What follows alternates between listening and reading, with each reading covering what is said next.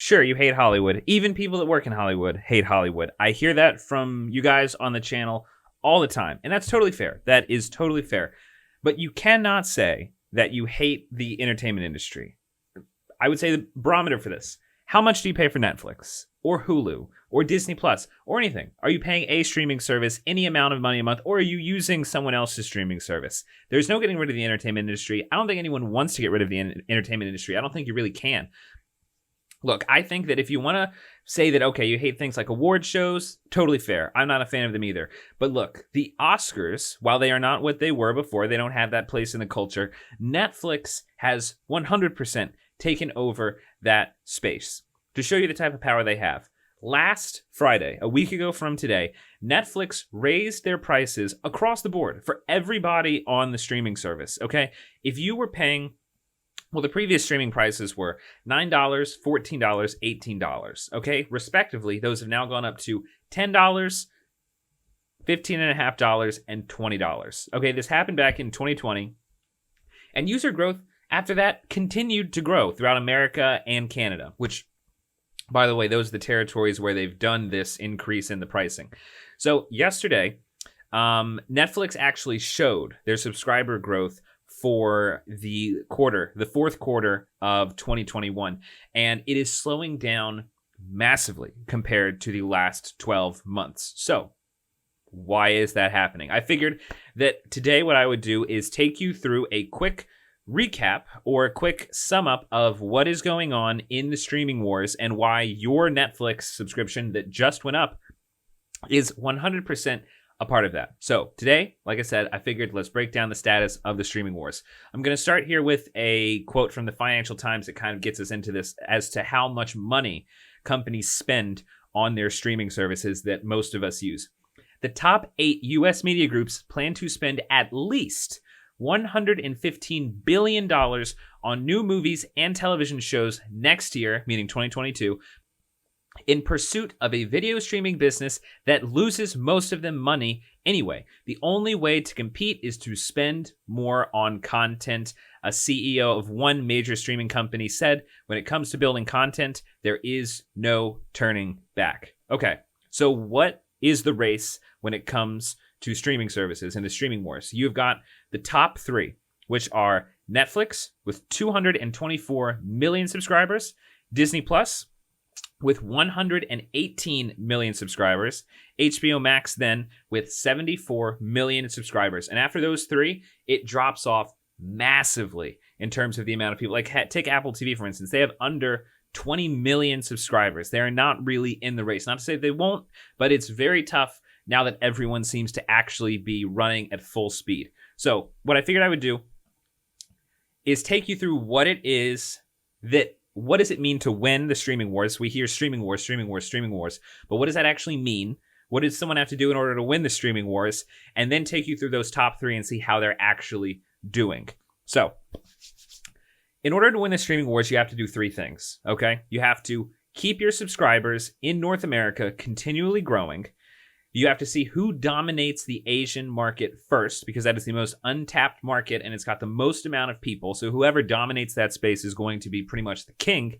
And what is the first company that is going to become, who is going to get free cash flow positive? Who's going to become free cash flow positive, which essentially means who's going to turn a profit? Because yes, Netflix makes a lot of money. Disney Plus makes a lot of money. HBO Max makes a lot of money, but they are all losing it. They churn all of that money back into creating new content because content is 100% king in this war. So who is actually going to turn a profit first? So those are those 3 things. Keep subscribers growing in North America, dominate Asia, and start making a profit. Whoever does those 3 things first win the streaming wars. So I figured we start from who is third in the race, HBO Max, then go Disney Plus, and then we'll look at where Netflix is in terms of competition. So HBO Max. The strongest thing about HBO Max is it has got the strongest portfolio, but unfortunately, their start into these streaming wars was cramped with massive confusion. Okay, so when it comes to their portfolio, they have things reaching far back into just the early days of cinema. They've got things from the first King Kong, Wizard of Oz, Casablanca. They've got Lord of the Rings, Harry Potter. So again, in terms of what's the most reputable, I think HBO Max shows that they've got the reputation to be one of the biggest players in this space. But like I said, the confusion has hindered their growth continually. If you remember in 2020, they had HBO Go, they had HBO Now, then they brought in HBO Max. It was confusion as to how is this actually going to happen. There's a deal that if you have AT&T, you were ushered into HBO Max because you're already technically paying for HBO. A lot of people are already paying for HBO, so it's tough to tell how much money are they actually making. There's a big merge coming up with Warner Media and Discovery, so that's going to be more confusion that's coming down the pike. But that makes it very tough to tell HBO. I feel like HBO is in their own way a lot, and they're trying to get out in front of themselves in a way. But the most positive thing about HBO is their content is so strong, and they've got the reputation of being very, very strong whenever it comes to content. If you remember Game of Thrones was the most watched thing going on. It was the conversation throughout all of America, really, in terms of any media. You had to be watching Game of Thrones. And Game of Thrones then wavered in the end, did not do so well, but they came right back with Chernobyl. Immediately became part of the conversation with a brand new show, Succession. And it's one of the most watched, most anticipated shows of all time. Yes, they're behind Netflix and Disney whenever it comes to growing in Asia. They aren't even in Europe yet, okay?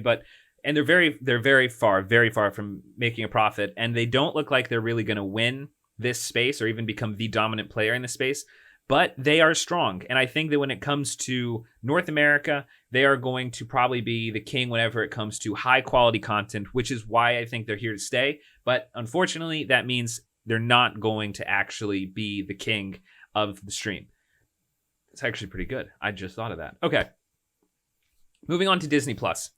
Disney Plus, their positive is also their most negative. Obviously, most everyone has got an interaction with Disney from childhood, from growing up. If you have kids, they love Disney, which means it's very strong. People are very committed to Disney, but it also means they've got a massive nostalgia problem. They've got very strong retention in North America, but essentially, if you go to Disney, you are going for the kids' movies, or you're going for the Marvel movies, or you're going for Star Wars. And essentially, if you've bought into any of those venues, okay, I love the Disney original movies, but I haven't bought a Disney Plus subscription. I'm not huge into Star Wars. I'm also not huge into Marvel enough to actually pay money to have them ready at the touch of a button at any point. So essentially, if you're not part of what Disney is doing, then that means you're probably not going to go over and give them your cash, which means they've pretty much got their audience now, and it's very tough to grow. They're not growing in Asia. They're not really growing anywhere else but in Europe and North America, and a bit in South America. So it's good. They've got a strong base, but their growth, it's almost like we all know what Disney does, so what is the new thing you're offering?